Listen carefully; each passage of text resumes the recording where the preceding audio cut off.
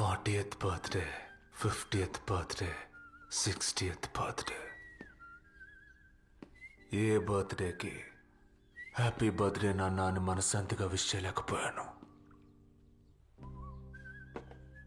ప్రతిసారి ఏదో ఒక సమస్య, కొట్లాట, గొడవ. పొద్దున్నే 7 అవుతోంది, ఇంకెంతని తాగుతావు?